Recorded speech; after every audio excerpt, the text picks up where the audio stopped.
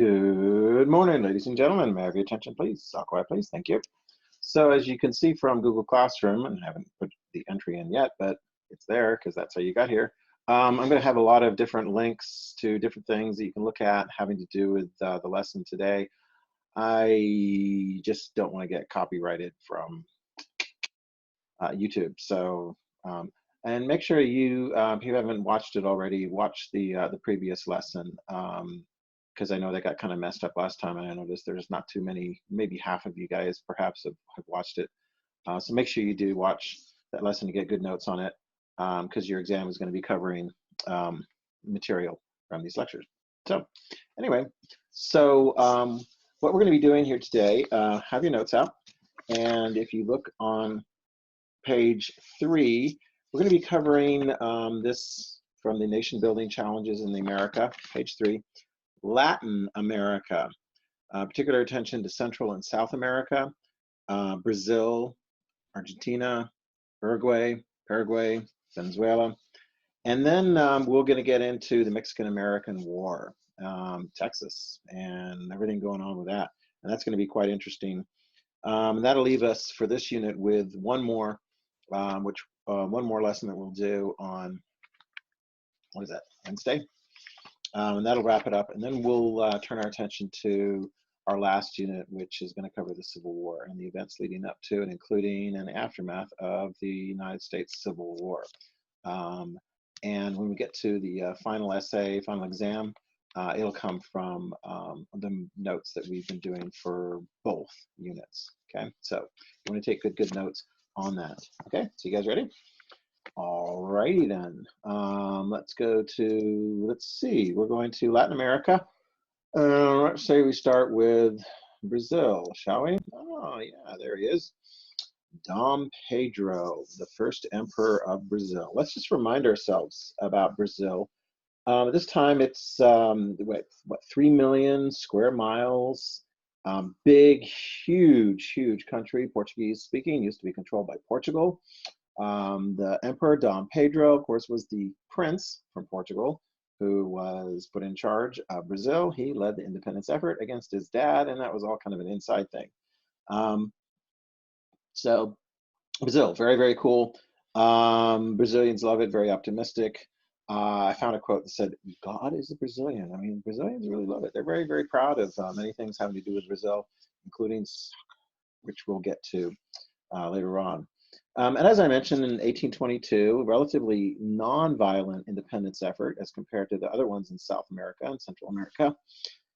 And so you had Dom Pedro in charge of the country, 4 million population, roughly half of them are slaves descended from Africans who had been taken over across the Atlantic, or descendants of those Africans.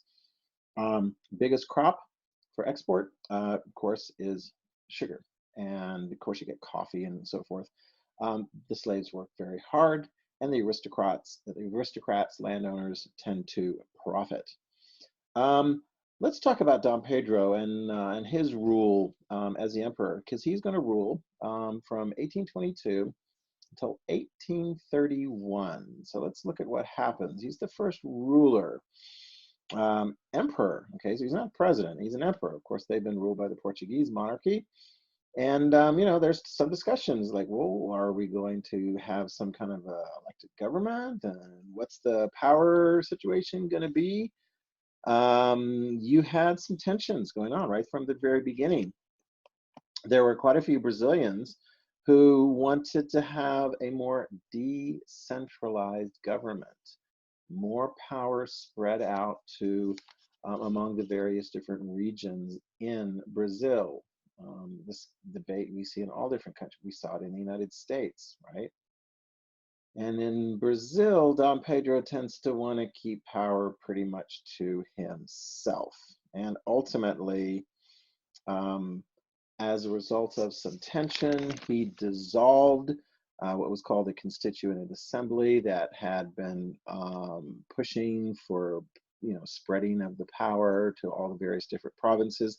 He dissolved it, and he put in a constitution which pretty much gives him pretty much most all of the authority, right? They did have elections. The people who were eligible to vote had to own a lot of property, have a lot of wealth. So that kept it pretty close. Dom Pedro and a lot of the wealthy aristocrats tended to have most of the control during that time period. Okay. Did everything go peachy with respect to this constitution in 1824? No, there was rebellion. Up in the northeast part of Brazil, there was rebellion. And Dom Pedro has to put it down. And he needs help. And he gets some help from, what do you think, the British? French? Oh, wow, they're actually cooperating. Both ships, mercenaries, all kinds of folks coming in to help Dom Pedro put down this rebellion. And of course, if you're the British and the French, what do you want in exchange for helping Dom Pedro to gain, control?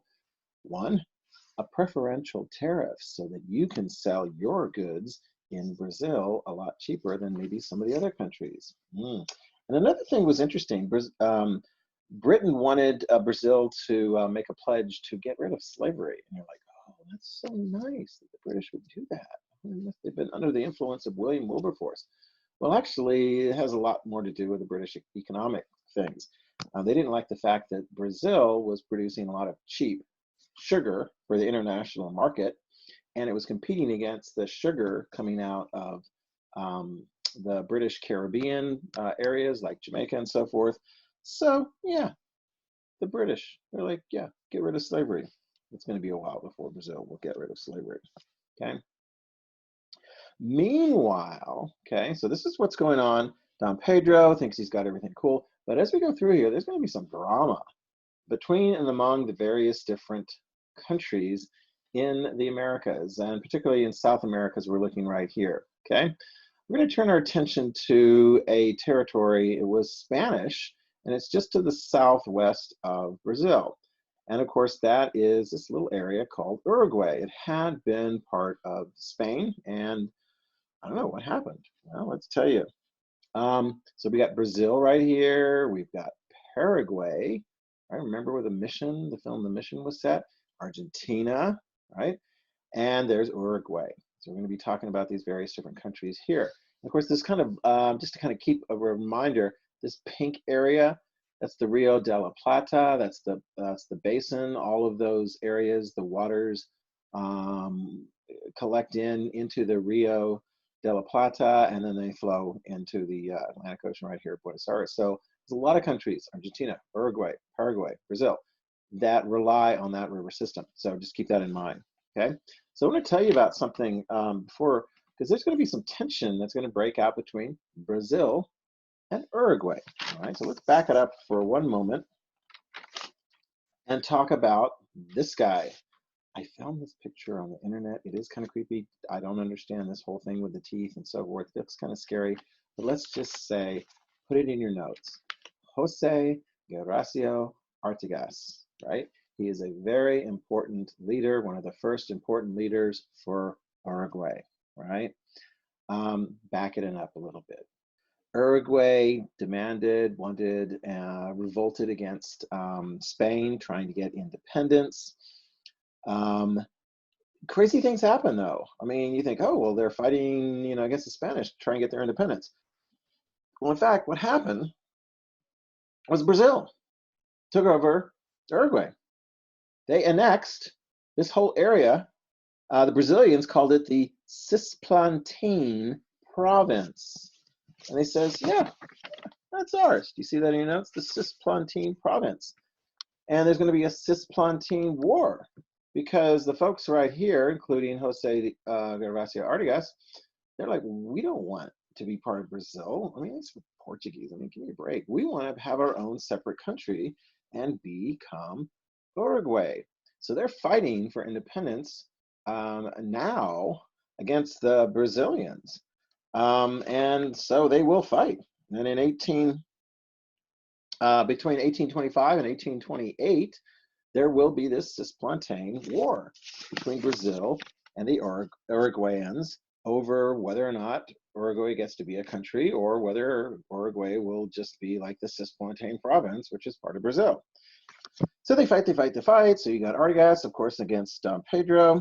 And yeah, interestingly enough, see who wins. Don Pedro, Artigas. Well, you can kind of see because where there is a country called Uruguay, you've heard of it, right? So Uruguay wins, right? 1828, Uruguay wins the Cisplantain War. Brazil is defeated. Too bad, Don Pedro. Way to go, Artigas. You get to have your own country and cool flag and with a like a sun on it and blue and white and yeah. So well done, Artigas. And that is considered a real downer for Don Pedro. And in fact, as this war is going on, Don Pedro's attentions are drawn elsewhere. Don Pedro's dad, what? Oh, the King of Portugal. Don Pedro's dad, Dom João, the sixth, dies in 1826. So, like, who's going to be the next King of Portugal? Or who's going to be the next ruler of Portugal? Well, Don Pedro is in charge of Brazil. So who's going to be in charge of Portugal? Well, Don Pedro has a daughter. And he wants to make sure that his daughter ends up being like the Queen of Portugal. Well, Don Pedro is in Brazil, and what can he do to help his daughter out? He's kind of distracted. In any event, go ahead, write it down. April 7th, 1831, so some 3 years after his defeat by the Uruguayans and getting their independence, Don Pedro I quits. He abdicates. He leaves the job of the ruler of Brazil, and he goes to Portugal to focus on Portuguese politics and what his daughter's up to. And frankly, a lot of the Brazilian folks are like, yeah, you didn't do a very good job leading us in the war against Uruguay, and so bye-bye, bye-bye. See you later. Well, who's in charge then? Who's going to be in charge? Well, how about this guy? It's Dom Pedro II. Dom Pedro II is 5 years old when his father leaves. Wow. To go to Portugal. Dom Pedro is 5 years old. There he is. I mean, he's not in charge of a country. A 5-year-old in charge of a country? No, as we've seen before, he has a regent, right? So when we get these young royalty that come in, they get some like uncle or older sister or somebody that is a regent in charge of the country. 1840, when Don Pedro is 14, do you think you can handle running a country when you're 14? Sure you can. I'm sure you guys think of that. So when he reaches the age of 14, he's old enough to run Brazil. And he does. And he's actually learned quite a few things in the, 9 years before he is officially becomes the king. And as you can see, he is going to rule Brazil a lot longer than his dad. He will rule until 1889, which tells you that if you rule that long, you've managed to do things that don't get you thrown out of the country. So well done. One of the things that happens when he's very, very young, I think it kind of happens with the regents and the other people kind of filling in the vacuum, they fix the Constitution and give more control to the outlying provinces. I mean, good grief, Brazil is a huge, huge area. And so by the time Dom Pedro II is old enough, 14, to rule, he's going to look at the situation and he's going to not really push things around. He's going to be much more discreet, working with the assembly and so forth. If they go to war, he'll make sure that he's got support from the various different regions within Brazil. And they will be going to war, right? They will be going to war. Who do you suppose their biggest rival is going to be? I mean, they've got a problem with Uruguay. I mean, that was a problem. Well, guess what? It's going to be, dun, dun, dun, dun, drum roll, Argentina. In fact, that's the biggest rivalry that Brazil has, and Argentina has as well in South America, between those two countries. And it's going to get pretty bloody at various different times. Now, it's a big soccer rivalry. Back then, there were wars, okay? So when we talk about Argentina, we want to talk about the big caudillo named Juan Manuel de Rosas, all right? There we see, there's an image of Juan Manuel de Rosas, who likes the color red. Let me tell you about Juan Manuel de Rosas, okay? All right. Juan Manuel de Rosas was a participant in the independence effort um, from the Spanish. And early on, after the, what was it, the United Provinces, the Rio de la Plata broke apart, and the biggest chunk of it, of course, became Argentina. And then, of course, you had Uruguay, which got taken over by Brazil, but then they got independent again, and they got Paraguay and so forth, and Chile over on the Pacific coast. So in Argentina, you had a rivalry, as we have seen before. You got one group of people are like, we want a strong central government for the nation. And then you had another group of people like, we want to have power spread out to all the different regions. Okay, so I mean, we've seen that conflict pop up in various different places, including the United States, right? Um, De Rosas was actually one of the leading guys that said, let's keep the power spread out among the various different regions within Argentina. And I mean, he was a cattle rancher in one of the areas. And so, I mean, he was a federalist, right? That's what they call federalists, as opposed to Unitarians that wanted to, anti-federalists. They wanted a strong national government.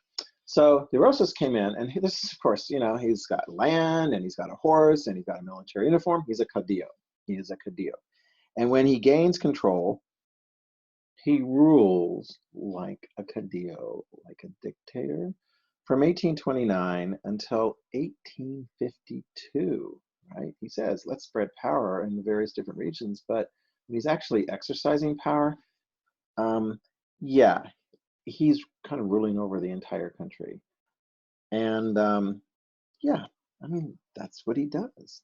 And, he's got support from the Catholic Church, doesn't like the Jesuits, they get expelled.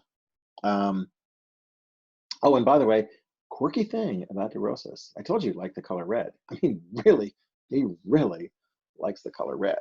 When he sees you wear red, he's like, yeah, you wear red. I like you. If you don't wear red, that must be a sign that you're against him, and he will officially terrorize you, harass you. So be well advised. Wear some red if you're going to be seen by De Rosas, the Argentine caudillo, the leader for what?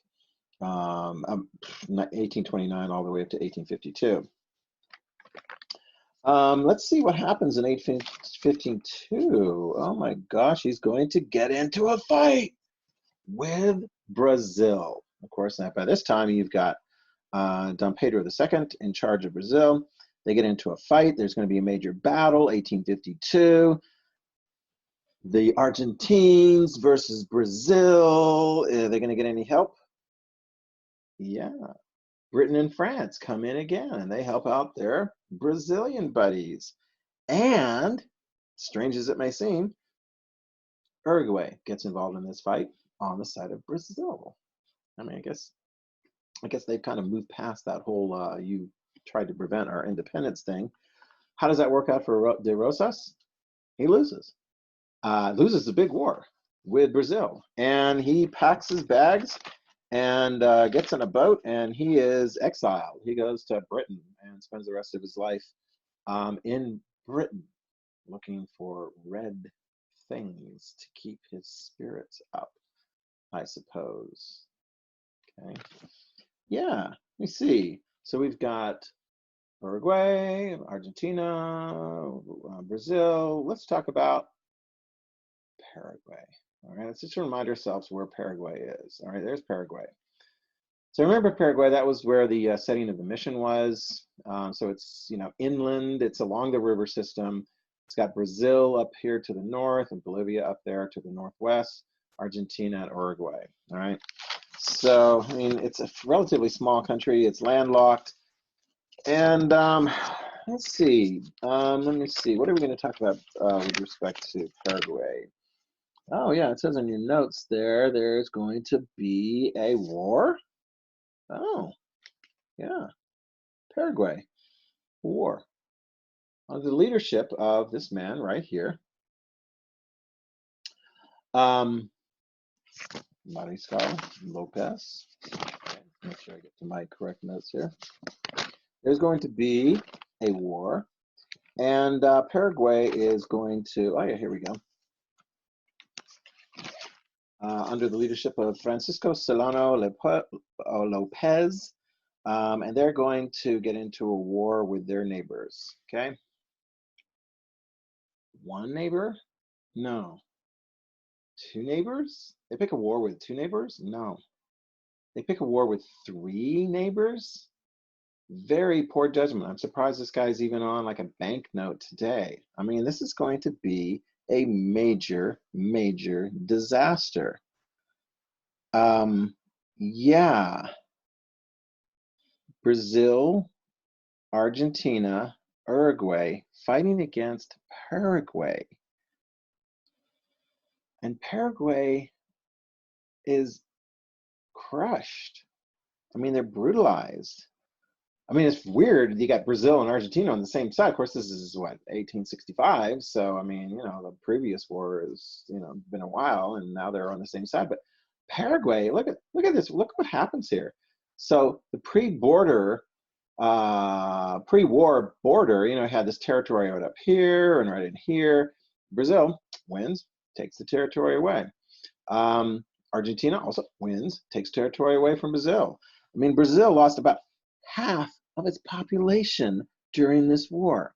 The country is in ruins. They've lost massive amounts of territory. I mean, it's a mess.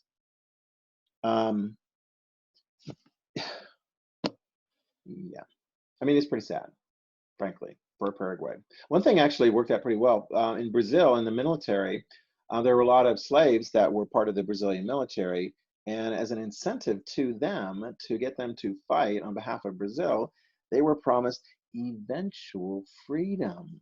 Oh, really? Eventual freedom, 1865? Yeah, in fact, Brazil is going to finally begin to grant freedom to slaves. Not overnight, not like we're going to see in the United States of America. It's going to start in 1871. You can write that down. Brazil starts getting rid of slavery in 1871. It takes them a full 17 years. It's finally finished in 1888. Slavery is gone. That is done. I think Brazil was the last place officially to have slavery. And oh, wow. So slavery is over. And the next year, 1889, little Dom Pedro, actually Dom Pedro II is a much, much older guy there. He gets into a bit of a fight with respect to his people and the country, and he's forced to abdicate. And he and his entire family leave, exiled, on a boat, heading where? Portugal. Yeah, so that's where they're going to be heading out there. Okay, so bye-bye, Dom Pedro. From here on out, let me see. Oh yeah, I'm afraid you guys, you got to check this out, because I was mentioning to you Brazil. Yeah, right there, Brazil and Argentina. Excellent soccer teams, football, yes, and playing the World Cup. I mean, you watch. I mean, I'll put it on there. You can watch it and make decisions and so forth when I have time in class. We do a little thing on Pele. I mean, I was growing up, Pele was like amazing. We were watching him play, the footwork that he did, World Cup teams from Brazil. Then, of course, there's Maradona from Argentina, and yeah, he's a very good player too. So, you know, you decide. They do have a great clip, this last clip right in here. Watch that, because they've got an older Pele and an older Maradona that actually have like a contest between the two of them. I think they're like heading the soccer ball back between each other. But yeah, you got to check this out. The video is definitely worth seeing. Brazil versus Brazil's greatest Pele versus Argentina's greatest Maradona. Although there's some very good players even since then in modern times. Uruguay's got a great team too. Check out this guy, Luis Suarez. Fascinating. Look at this. He's like, what is he doing with his mouth? He's a biter. He likes to bite opponents sometimes. He gets into big trouble when he bites I'm not kidding. Look at the video. I'm not going to show the video right now. Look at the video. He bites players. He's like, you know, running around so forth. And he's like, picks a bite out of their back or their arm or whatever. So, you know, he's trying to be competitive. Well, you decide. Yeah, he's a bit of a biter. Oh my gosh. Yeah. 2014, the World Cup, Brazil was hosting it, and they thought, man, this is gonna be so great. We're hosting the World Cup. We're gonna beat all our opponents. We're gonna go to the final, and we're gonna win. In the semifinal round, they got whooped. You got to watch this. I mean, if you didn't watch that, like in live, Germany was playing. I mean, soccer. He's like 0-0, through like 90 minutes of regulation time. I mean, one goal or two goals. And, maybe they end up going to penalty kicks. Germany just spanked him. It was brutal. And the Brazilian population, I mean, this is the anguish. Look at the face. It's just the anguish. Soccer is a big, big deal. Did I tell you? Soccer is a big, big deal in Brazil. So you can check that out as well. Let's see. Oh, and one other thing I got to mention to you, going back, because we do have a little bit to mention relative to the north. Venezuela, right? Venezuela, we'll mention this with respect to Venezuela. Who was the founder of Venezuela, or at least Gran Colombia, who defeated the Spanish and created Gran Colombia, this massive territory in the north of South America? It was Simon Bolivar. But of course, then you had opposition, and Simon Bolivar was like, I'm out of here, and it breaks apart. And Venezuela is fascinating because if you look at the early years of Venezuela as a country, they established themselves. 1828, Bolivar is out by 1830. And I don't know, do they have like one strong, solid leader for many, many, many, many, many years? No. I kid you not. Between 1830 and 1899, what is that, like 70 years almost? You have Cadillos, typically holding the position of president. 41 presidents. Revolutions, uprisings. One Cadillo would come into the capital city of Caracas and take charge, and then some more Cadillos would come in and they put down the insurrections and so forth. It's pretty wild. Venezuela's got some really, really interesting, tragic history at various different times, and great, amazing natural resources and so forth with oil. But it started out rough, and the 19th century is going to be pretty rough for Venezuela. Okay, yeah, just like her expression is. All right, now I want to turn your attention now to the situation in Mexico. All right, so we're going to do the part there on page 3, the Mexican-American War between 1846 and 1848. Before we get to the Mexican-American War, of course, you got to see like what the heck is going on in the situation in Mexico. And of course, one of the key people that we mentioned last time in our unit was this guy, the ultimate Cadillo, General Antonio Lopez de Santa Anna. People just know him as Santa Anna, right? He served as president of Mexico 11 different times, beginning in 1832. He's serving as president. Obviously, he's got military background, and sometimes he's going to be most well known just for like leading his military troops into action. Here he is. The year is 1834. Okay, let's take a look here in Mexico. Look at this map here.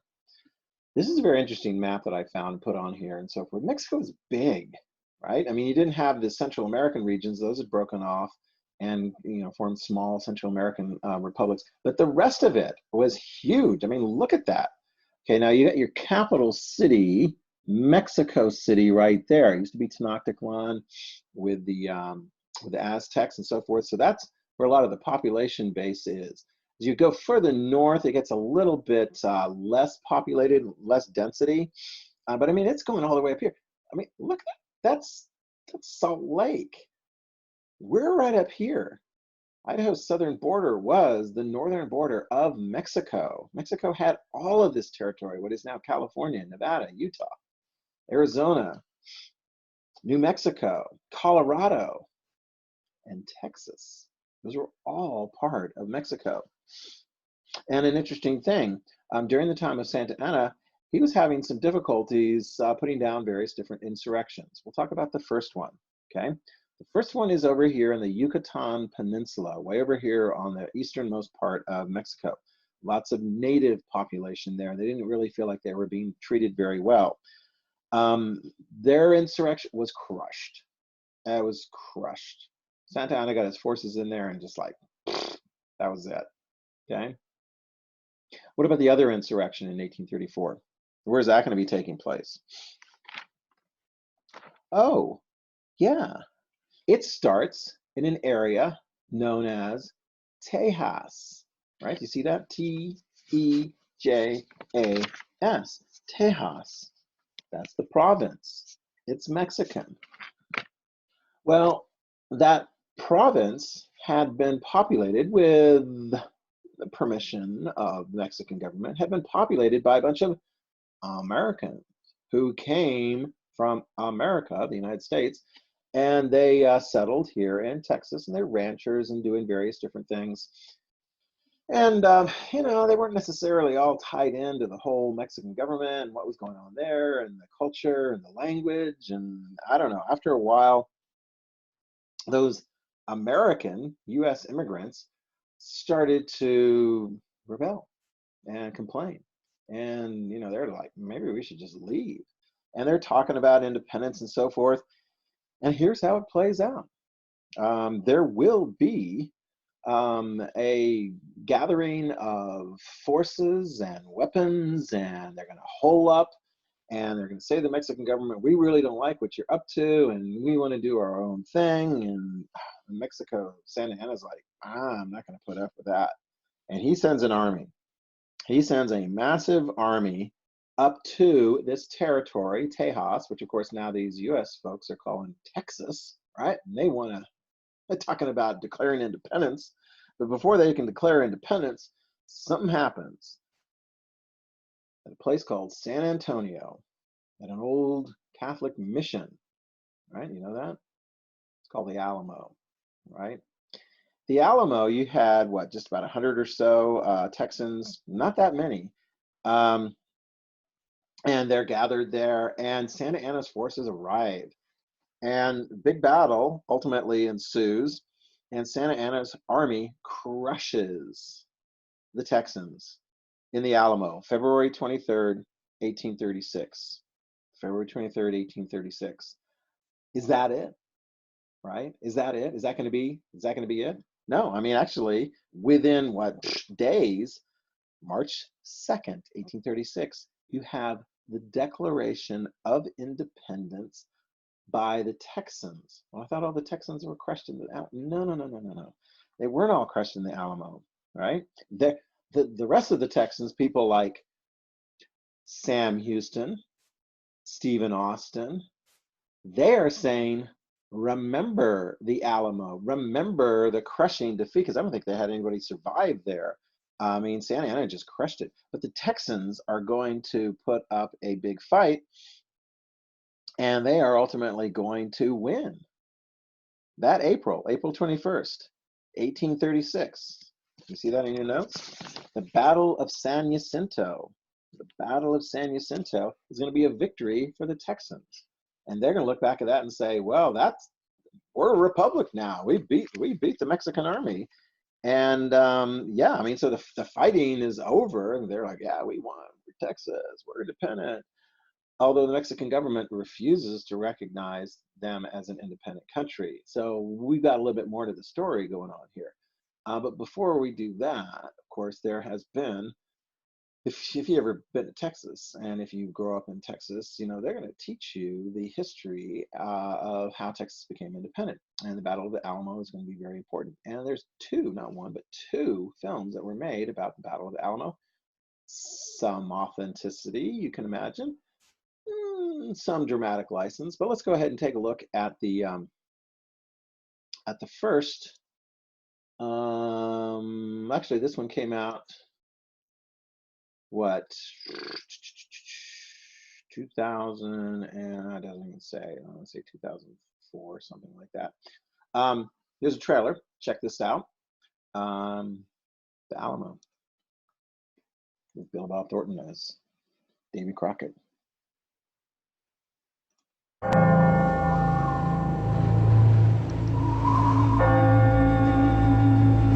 I'd like to ask each of you what it is you value so highly that you are willing to fight and possibly die for.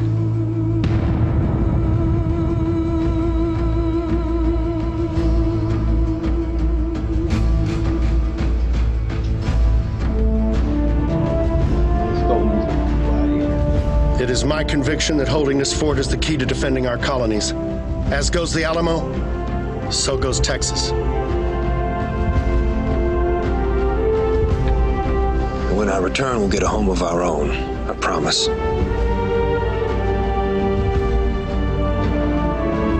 Davy Crockett, the Lion of the West. If Santana and his bunch drops by, we'll lick them like fine salt. In the fight for Texas, they were a few hundred men who were inexperienced at war. If it was just me, simple old David from Tennessee, I might drop over that wall and take my chances. But that Davy Crockett feller, they're all watching him. They faced thousands of Mexican soldiers from one of the greatest armies ever assembled. You live 5 more years, you just might be a great man. I think I will probably have to settle for what I am now. If you wish to stay here, in the Alamo, we will show the world what patriots are made of. Viva Santana!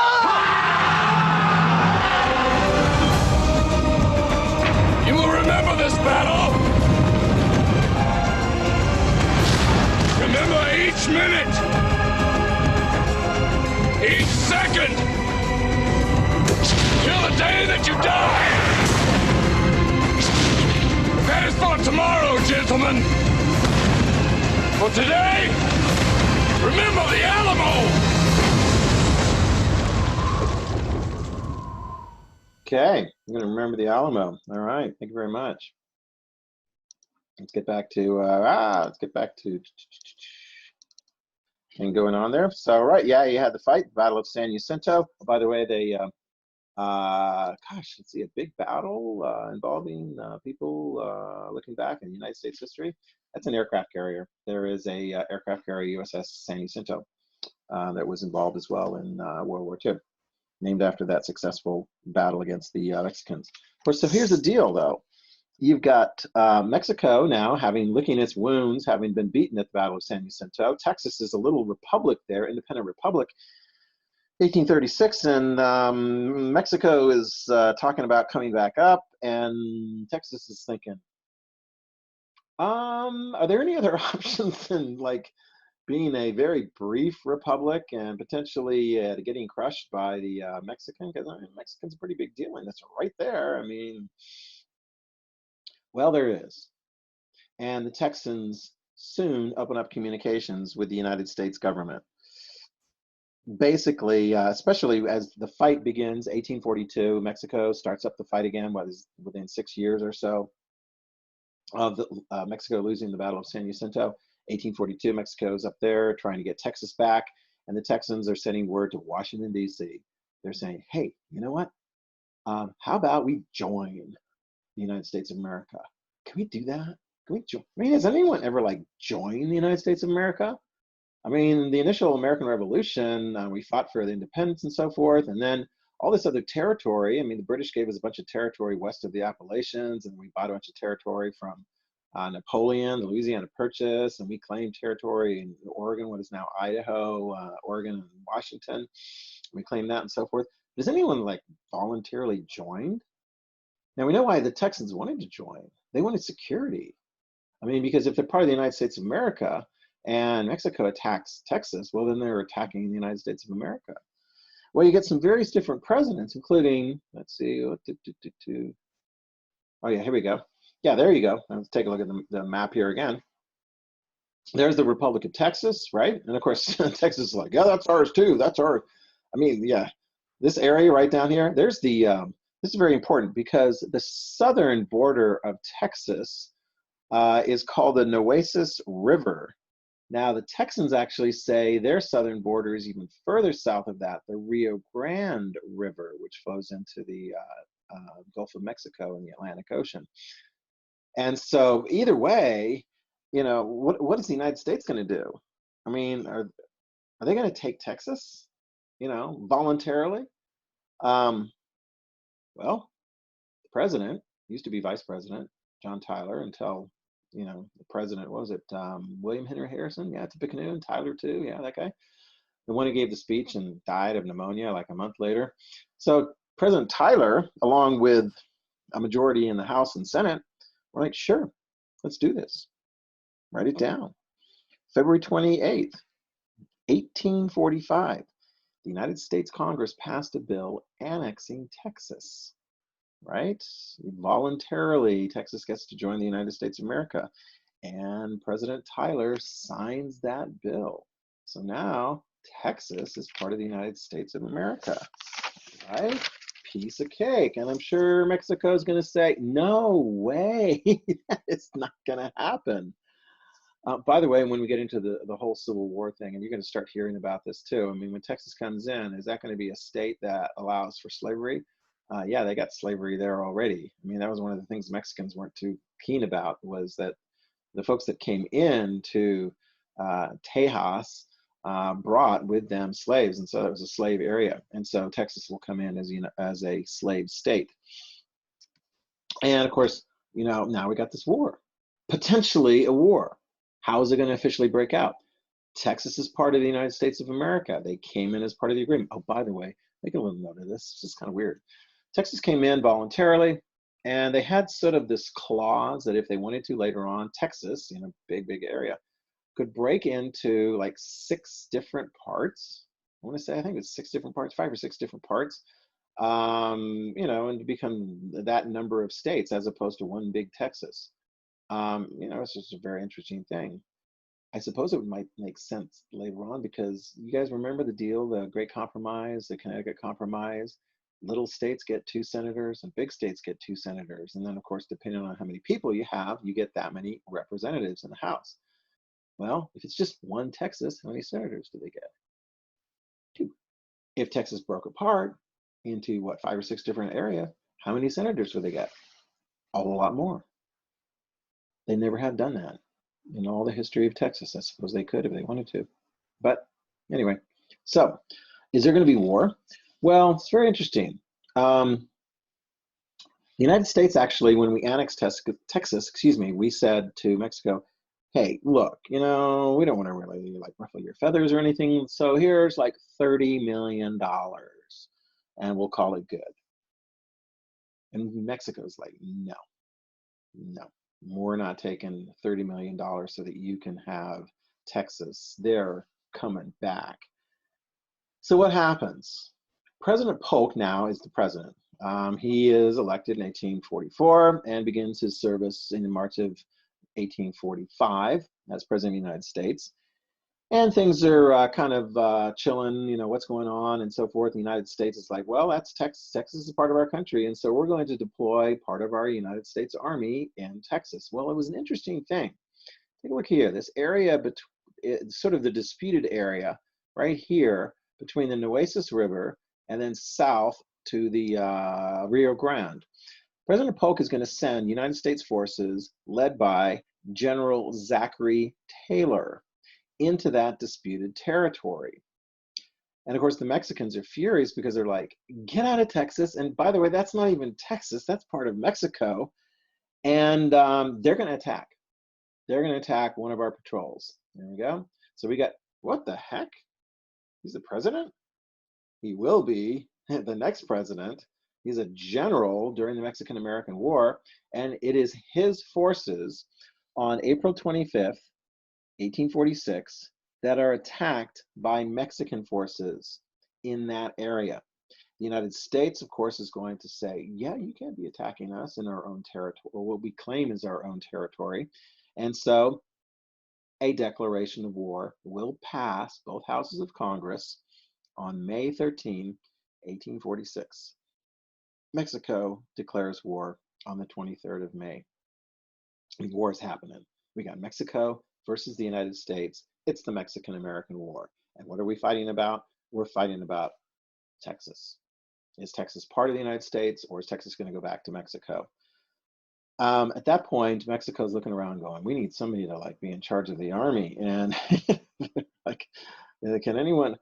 Santa Anna, yeah, they call on Santa Anna, former president, dictator, general, and so forth. They're like, let's get Santa Anna. I mean, he beat him in the Alamo. They didn't beat him in San Jacinto, but he beat him in the Alamo. So he comes in leading the army. against the United States. And how's this war going to turn out for Mexico? I mean, actually, the last battle between Mexico and Texans, the Mexicans lost. Now you got Mexico versus the entire United States. It's not going to be good for Mexico. In fact, it's going to be very bad for Mexico. Very bad. Okay.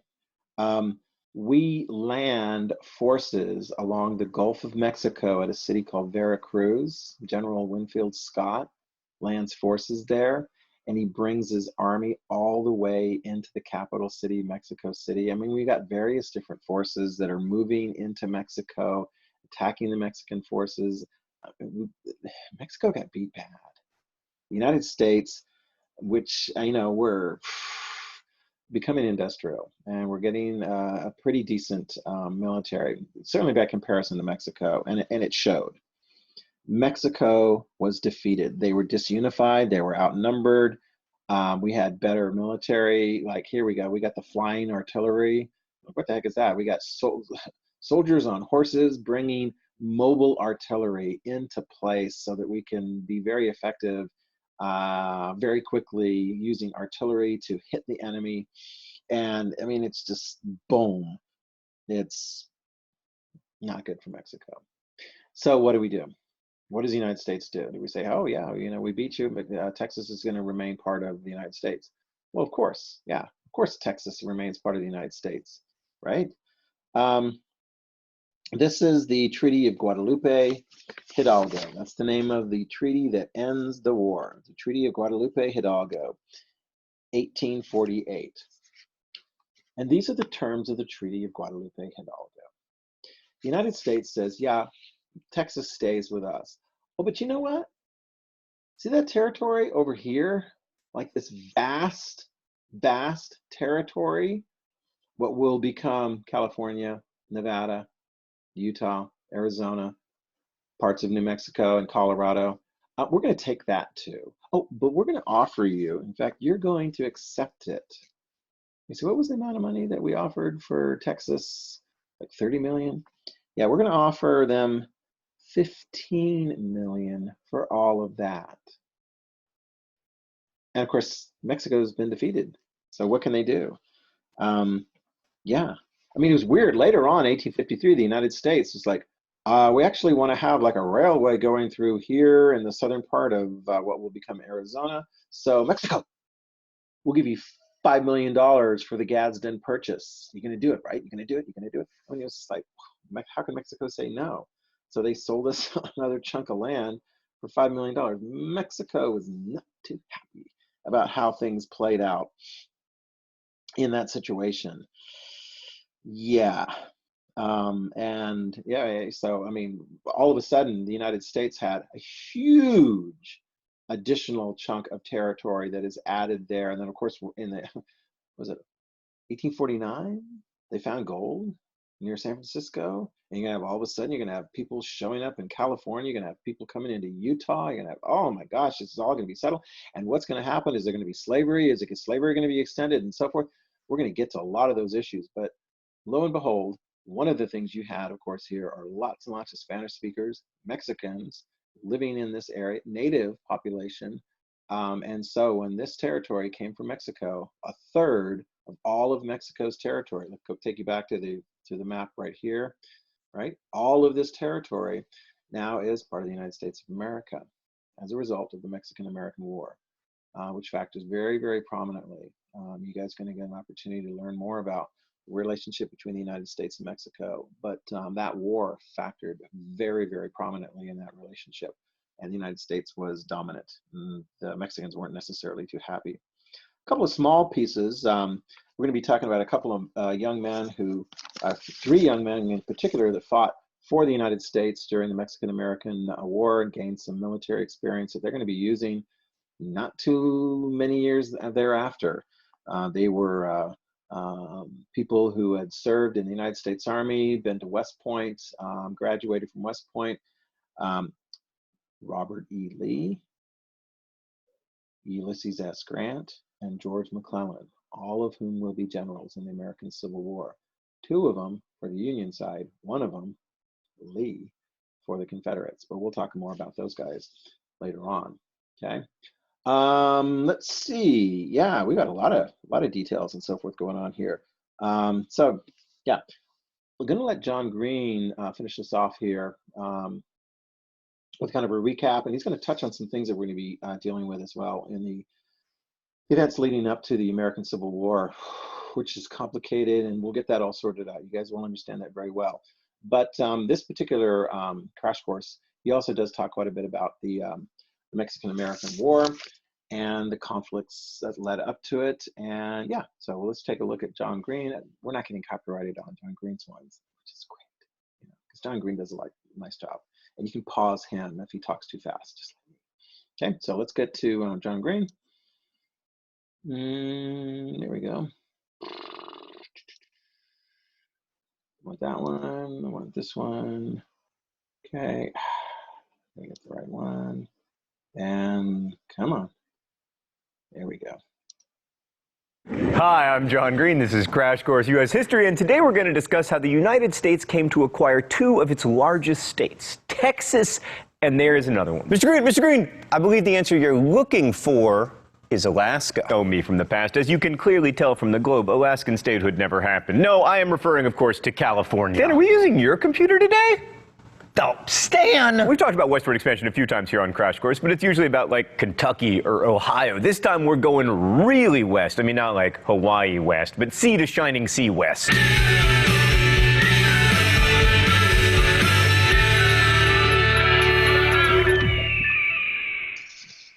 So you might remember that journalist John O. Sullivan coined the phrase manifest destiny to describe America's God-given right to take over all the land between the Atlantic and Pacific Oceans, regardless of who happened to be living there. Sorry, Native Americans, Mexicans, French fur trappers, beavers, bison, prairie dogs, passenger pigeons. I'm not going to go so far as to give God credit for America's internal imperialism, but I will say that our expansion had a lot to do with economics, especially when you consider Jefferson's ideas about the Empire of Liberty. Dan, did I just say liberty? That means technically I also have to talk about slavery, but we're going to kick the slavery can down the road until later in the show, just like American politicians did in the 19th century. By 1860, nearly 300,000 people had made the trip that has since been immortalized by the classic educational video game Oregon Trail, which, by the way, is inaccurate in the sense that a family of 6, even a very hungry one, cannot eat a buffalo, but is extremely accurate in that a lot of people died of dysentery and cholera. Right. Frickin' disease. So Oregon at the time was jointly controlled by the U.S. and Britain. Northern Mexico at the time included what are now Texas, Arizona, Utah, Nevada, New Mexico, and California. But New Mexico and California were the only two with, like, big settlements. About 30,000 Mexicans lived in New Mexico and about 3,500 in California. And in both places, they were outnumbered by Native Americans. Okay, let's go to the thought bubble. When Mexico became independent, there were only about 2,000 Tejanos there. So to encourage economic development, Mexico's government granted a huge tract of land to Moses Austin.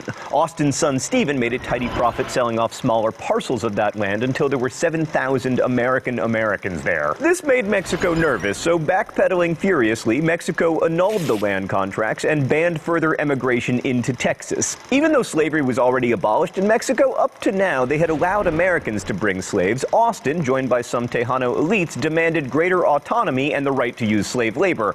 Thinking the better of it, Mexican General Antonio Lopez de Santa Anna decided to assert control over the rest of territory with an army, turning the elite's demands for autonomy into a full-scale revolt for independence. On March 13, 1836, Santa Anna defeated the American defenders of the Alamo, killing 187, or 188, sources differ, Americans, including Davy Crockett. The Texas rebels would remember the Alamo and come back to defeat Santa Anna at the Battle of San Jacinto, and Mexico was forced to recognize Texas's independence. So Texas became the Lone Star Republic and quickly decided that it would be much better to be a less lonely star and join the United States. So in 1837, Texas's Congress called for union, but all they heard back was, not so fast, Texas. Why? Because Texas wanted to be a slave state, and adding another slave state would disrupt the balance in the Senate. So Jackson and Van Buren did what good politicians always do. They ignored Texas. And then, after Martin Van Buren wrote a letter denouncing any plan to annex Texas on the grounds that it would probably provoke a war, Democratic Convention Southerners threw their support behind slavery slave-holding Andrew Jackson pal, James K. Polk. Polk just managed to get a presidential victory over perennial almost President Henry Clay, and seeing the writing on the wall, Congress annexed Texas in March of 1845, days before Polk took office. Congress then forged an agreement with Britain to divide Oregon at the 49th parallel, which restored the slave state-free state balance in the Senate. Thanks, Thought Bubble. Hey, Stan, can I get the foreshadowing filter? I wonder if we're going to be able to keep that slave state-free state balance forever. The land-hungry James K. Polk had another goal as president: acquire California from Mexico. He tried to purchase it from Mexico, but they were like, no, which is Spanish for no. So Polk decided to do things the hard way. He sent troops under future President Zachary Taylor into this disputed border region. As expected, by which I mean intended, fighting broke out between American and Mexican forces. Polk, in calling for a declaration of war, claimed that the Mexicans had, quote, shed blood upon American soil, although the soil in question was arguably not American, unless you think of America as being, you know, all of this. A majority of Americans supported this war, although to be fair, a majority of Americans will support almost any war. I'm sorry, but it is true. At least at first. It was the first war fought by American troops primarily on foreign soil, as most of the fighting was done in Mexico. Among the dissenters was a Massachusetts transcendentalist who is probably better known than the war itself. Henry David Thoreau was in fact thrown in jail for refusing to pay taxes in protest of the war, and wrote On Civil Disobedience in his defense, which many American high schoolers are assigned to read and expected not to understand, lest they take the message to heart and stop doing assignments like reading on civil disobedience. Another critic was concerned about the increase in executive power that Polk seemed to show, saying, allow the president to invade a neighboring country whenever he shall deem it necessary to repel an invasion, and you allow him to make war at pleasure. That critic was none other than noted peacenik Abraham Lincoln, who would go on to do more to expand executive power than any president in the 19th century, except maybe Andrew Jackson. Right, so Santa Anna's army was defeated in February 1847, but Mexico refused to give up, so Winfield Scott, who had the unfortunate nickname Old Fuss and Feathers, captured Mexico City itself in September. A final peace treaty, the Treaty of Guadalupe Hidalgo, was signed in 1848, under which Mexico confirmed the annexation of Texas and further ceded California, as well as several other places that would later become states, but we couldn't fit on the map. In return, the U.S. paid Mexico $15 million and agreed to a no-backsies deal in Reed, Texas, thereby freeing Mexico from the shackles of Amarillo. I'm sorry, Amarillans. No, I'm not. I am. I'm not. I am. This is great, Stan. The people of Amarillo hate me, also the people of New Jersey. Alaska is in the green parts of not America. We don't even have Arizona and New Mexico on the chalkboard. Pretty soon I will have alienated everyone. Anyway, thanks to the land from Mexico, our dream of expanding from the Atlantic to the Pacific was finally complete, and as always happens when dreams come true, trouble started. After the Treaty of Guadalupe Hidalgo, between 75,000 and 100,000 Spanish-speaking Mexicans and 150,000 Native Americans were under the jurisdiction of the United States. Despite the fact that the treaty granted Spanish-descended Mexican male citizens legal and property rights, the Mexicans were still seen as inferior to Anglo-Saxons, whose manifest destiny it was, of course, to overspread the continent. And the fact that these Mexicans were Catholic didn't help either, especially because in the eastern part of the United States, there was a rising tide of anti-Catholic, anti-immigrant sentiment known as nativism. And there was a new political party, the American Party, dedicated entirely to such sentiment. They were referred to as the Know-Nothings because when you asked them about their politics, they would answer that they didn't know anything. And indeed,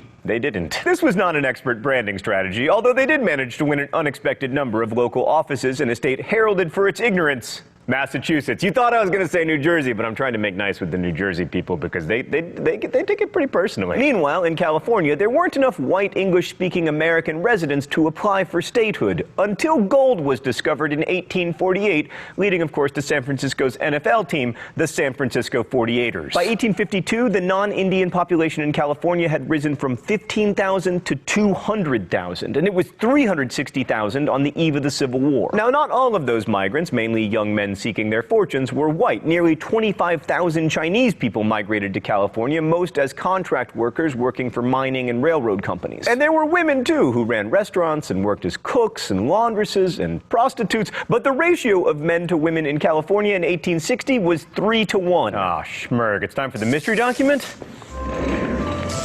guess The rules here are simple. I read the mystery document and I'm either shocked by electricity or by the fact that I got it right. We would beg to remind you that when your nation was a wilderness and the nation from which you sprung barbarous, we exercised most of the arts and virtues of civilized life, that we are possessed of a language and a literature, and that men skilled in science and the arts are numerous among us, that the productions of our manufactories, our sale and workshops form no small share of commerce of the world, and that for centuries colleges, schools, charitable institutions, asylums, and hospitals have been as common as in your own land. And we beg to remark that so far as the history of our race in California goes, it stamps with the test of truth that we are not the degraded race you would make us. So it's someone who said we had a great civilization when you were a wilderness, plus they called us barbarous, so it's either ancient Rome or China. I'm gonna lean toward China. That only gets me halfway there. Now I have to think of the name of the person, and I don't know any famous people from mid-19th century China who lived in the US.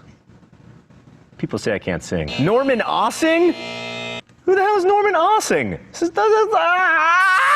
So these days, California is known for its groovy, laid-back, oh, your back hurts, here's some pot attitude. But that was not the case in the 19th century. The California Constitution of 1850 limited civil participation to whites. No Asians, no black people or Native Americans could vote or testify in court. Indians were kicked off their land if it had any mineral value, and thousands of their orphan children were sold as slaves. And all of this led to the Indian population of California dropping from 150,000 to about 30,000 between 1848 and 1860. So it wasn't at all clear whether California was the kind of place to be admitted to the U.S. as a free state or as a slave state. The Missouri Compromise was of no help here because half of California is below the 3630 line and half is above it. So a new Free Soil Party formed in 1848 calling for the limiting of slavery's expansion in the West so that it could be open for white people to live and work. I just want to be clear that most of the people who were for limiting slavery were not, like, unracist. So they nominated the admirably whiskered Martin Van Buren for the presidency, and Van Buren and Democratic nominee Lewis Cass then split the northern vote, allowing the aforementioned Zachary Taylor to win. So in 1850, when California finally did ask to be admitted into the Union, it was as a free state. Southerners freaked out because they saw it as the beginning of the end of slavery. But then, to the rescue came Henry Clay for his last hurrah. He said, "We can kick this problem down the road once more," and brokered a four-part plan that became known rather anticlimactically as the Compromise of 1850. Historians, can you name nothing? The 4 points were: 1, California would be admitted as a free state; 2, the slave trade, but not slavery, would be outlawed in Washington, D.C.; 3, a new super harsh fugitive slave law would be enacted; and 4, popular sovereignty. The idea was that in the remaining territories taken from Mexico, the local white inhabitants could decide for themselves whether the state would be slave or free when it applied to be part of the United States. Ah, the Compromise of 1850, a great reminder that nothing protects the rights of minorities like the tyranny of the majority. There was a huge debate over the bill in which noted asshat John C. Calhoun was so sick that he had to have his pro-slavery, anti-compromise remarks read by a colleague. On the other side, New York Senator William Seward, an abolitionist, also argued against compromise based on slavery being,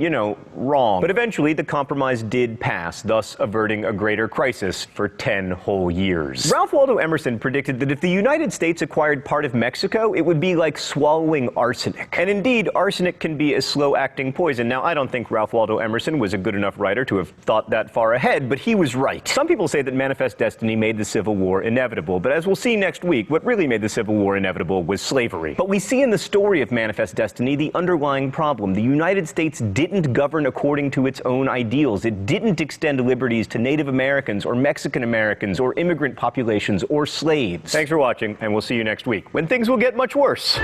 Crash Courses.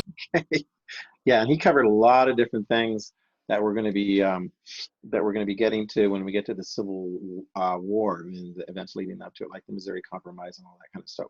But clearly, the Mexican-American War and the annexation of Texas is going to have a big deal in that. Let's see. Let me go ahead and stop sharing. Yeah. So, yeah. And that's coming up very soon. Thanks, John Green. He always does some very interesting things with he and his crew do some very interesting things with the different pictures. Shall I share some more of my pictures that I did? Yeah, so here's, I don't know if you can see that.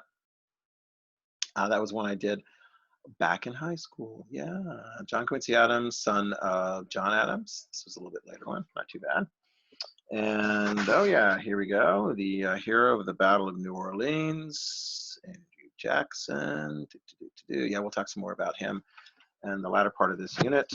Mutton chops, Martin Van Buren. I liked how this one turned out. Yeah, I think I got the eyes right. Yeah, that was a later one. I think I did that by the time I was a senior in high school. William Henry Harrison gave a speech. Beat Tecumseh, but gave a speech and died 1 month after becoming president of the United States.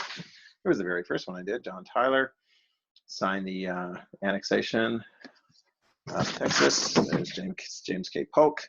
And he went to war with Mexico. And of course, future president and general during the Mexican-American War, Zachary Taylor. Whoa! Yeah, you guys make sure you doodle too. I think I'll probably talk too fast, but yeah, make sure you do some doodles. So like I say, next time we'll finish up this unit, and then we'll get you the next unit next week on the Civil War, which we'll be covering all the way up until the very end of the semester. So be safe, be healthy. Talk to you guys later.